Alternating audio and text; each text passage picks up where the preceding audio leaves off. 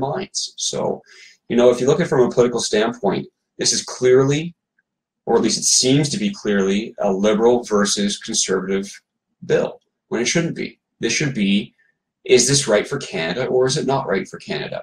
That's what governments are supposed to do. And right now, unfortunately, it's really, there are a lot of people who are being very selfish in their different ways of approaching this, where they're finding good points to argue. A good example about that is, why didn't we have, you know, months ago, something rolled out to start teaching youth more about cannabis?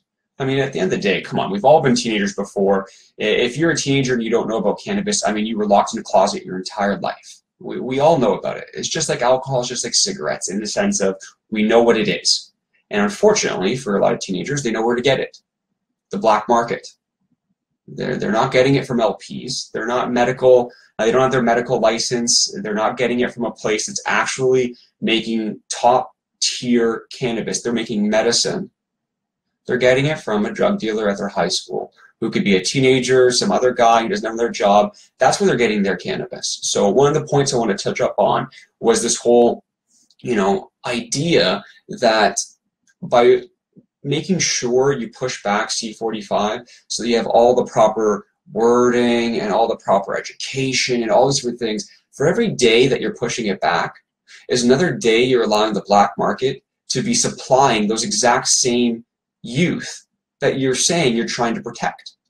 It's going against exactly what you're trying to do, because for every day that we don't have legalization, stuffing out the black market is another day they're selling tainted cannabis, cannabis that was grown probably outside in some field somewhere, cannabis that does not have laboratories doing independent testings on it, and cannabis that you're getting from someone who will just as likely say, hey, do you want something that gives you a little bit longer of a kick? You know, do you want something that might be a little bit more powerful? Do you want something that's not cannabis? And they speak of marijuana as the gateway drug.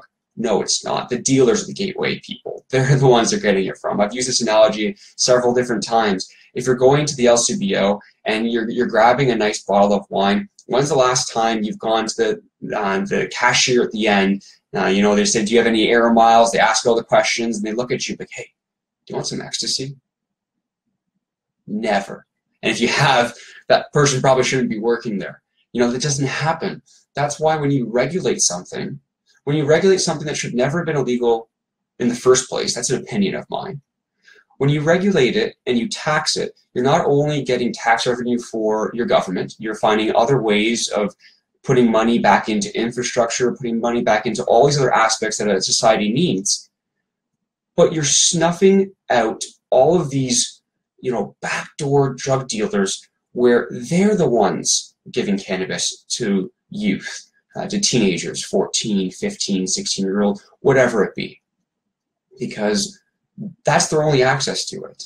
So to say that you're pushing this back because you want to get the proper wording or the proper education out first, it's actually detrimental. It's actually doing the exact opposite of what you're intending to do. So that's one argument that it seems to